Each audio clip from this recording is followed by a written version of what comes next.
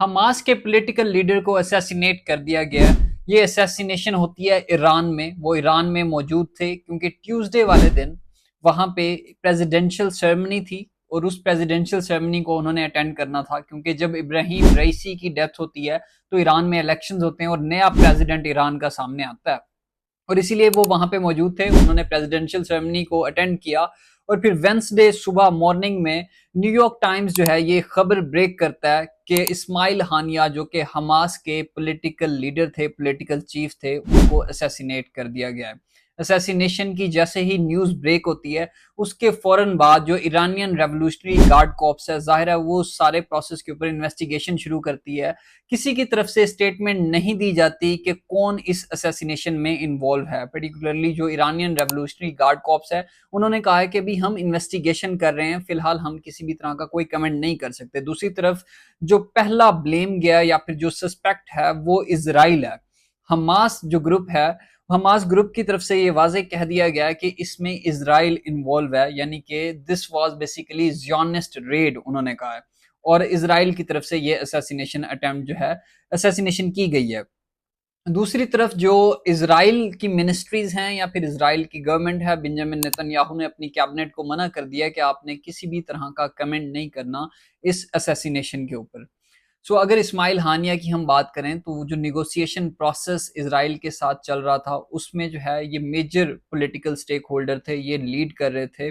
और अगर इनकी पर्सनालिटी को एनालाइज करें तो ये एक मॉडरेट किस्म के पॉलिटिकल लीडर थे। पहले हम इनकी जो है एक जर्नी डिस्कस कर लेते हैं। इस्माइल हानिया की जर्नी के बारे में बात करें तो 1948 में जब ज़ाहिरा इजराइल बनता है तो उसके बाद से जब सेटलमेंट करना शुरू करती है ज्यूइश कम्युनिटी पैलेस्टीनियन लैंड के ऊपर, तो फिर ये क्या करते हैं, वहां से एज अ रेफ्यूजी वहां से डिस्प्लेस होते हैं और इनका जो सॉर्ट ऑफ ब्रॉटअप है ये ग्रू करते हैं एक रेफ्यूजी कैंप में। 1980s की अगर बात करें तो 1980s में जो वेरियस मिलिट्री ऑपरेशंस किए जाते हैं, जो एक्टिविटीज की जाती हैं अगेंस्ट इसराइल, उन एक्टिविटीज में जो इस्माइल हानिया है वो इन्वॉल्व होते हैं। इसके साथ साथ कई बार इसराइल की तरफ से इनको अरेस्ट भी किया गया। लास्ट टाइम जब इनको अरेस्ट किया गया और फिर रिलीज किया गया, it was the time of 1992। जब इनको रिलीज किया जाता है तो फिर ये बेरूत लेबनान चले जाते हैं, और फिर जब वो वापस आते हैं वहां से तो 1990s में वहां के जो हमास के जो लीडर थे जिन्होंने हमास की बुनियाद रखी, यानी कि शेख अहमद यासीन, वो बेसिकली इस्माइल हानिया के स्पिरिचुअल लीडर थे। वो क्या करते हैं, शेख अहमद यासीन इनको पॉलिटिकल हेड बना देते हैं हमास का। अच्छा, यहाँ पे ये तो इनकी पॉलिटिकल जर्नी है। और जब जैसे ही वो हेड बनते हैं उसके बाद हम देखते हैं कि असैसिनेशन हो जाती है शेख अहमद यासीन की 2004 में, जब इसराइल एक एयर स्ट्राइक करता है।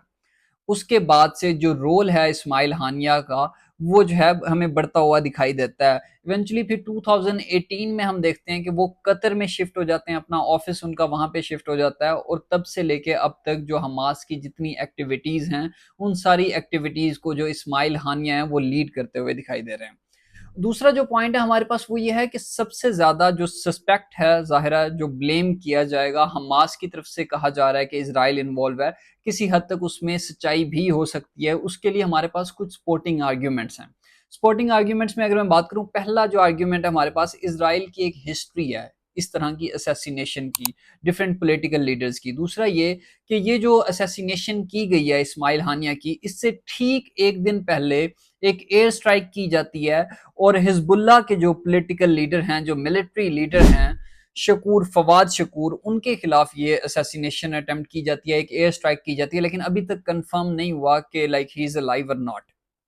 एक इनकी हिस्ट्री है। दूसरा ये कि चाहे ईरान के कुछ साइंटिस्ट हों, nuclear scientist, because Iran is involve in nuclear proliferation, uranium की इनरिचमेंट में, तो वहां पे जब हम ईरान की बात करते हैं तो ईरान के भी काफी जो न्यूक्लियर साइंटिस्ट थे उनको असैसिनेट किया है इसराइल ने। इसी के साथ साथ मैंने अपनी वीडियो में के शुरू में जैसे कि बताया कि जो पहले इनके पॉलिटिकल चीफ थे, जो लीडर थे शेख अहमद यासीन, उसको भी असैसिनेट किया इसराइल ने। इसराइल के पास एक हिस्ट्री है कि डिफरेंट लीडर्स को असैसिनेट करने की। यही वजह है कि पहला जो ब्लेम किया गया वो ब्लेम किया, मतलब किया जा रहा है हमास की तरफ से और बाकी लोगों की तरफ से कि शायद इसराइल जो है इसमें इन्वॉल्व हो सकता है, और मे बी वो इन्वॉल्व हो भी सकता है। और उनके ऊपर डाउट करना इस वजह से भी रीजनेबल है क्योंकि आफ्टर अक्टूबर 7 उन्होंने जो इसराइल की मिलिट्री है, they had vote various times कि जो है ना हम लोगों ने जब तक एलिमिनेट नहीं करना हमास को और हमास की लीडरशिप को, तब तक ये जो वॉर है बिटवीन हमास एंड इसराइल, ये जो कॉन्फ्लिक्ट है ये खत्म नहीं होगा। इवन जो इसराइल के डिफेंस मिनिस्टर हैं उन्होंने भी ये स्टेटमेंट दी थी कि जो हमास के लीडर्स हैं they are living on a borrowed time. So इस तरह की जो स्टेटमेंट्स हैं वहां से हम लोग अंदाजा लगा सकते हैं कि शायद इसराइल जो है वो इन्वॉल्व है। और इसराइल की तरफ से जब भी इस तरह की कोई असैसिनेशन की जाती है तो इसराइल की मिनिस्ट्री, इसराइल की गवर्नमेंट की तरफ से किसी भी तरह की कोई स्टेटमेंट इशू नहीं की जाती। सो ये सारे इंडिकेटर्स हैं जिनके ग्राउंड्स के ऊपर हम लोग एक प्रिडिक्ट कर सकते हैं कि मे बी शायद इसराइल इसमें इन्वॉल्व हो। बाकी जो बाकी वेस्टर्न वर्ल्ड है, अमेरिका, उनकी तरफ से अभी कोई स्टेटमेंट नहीं आई।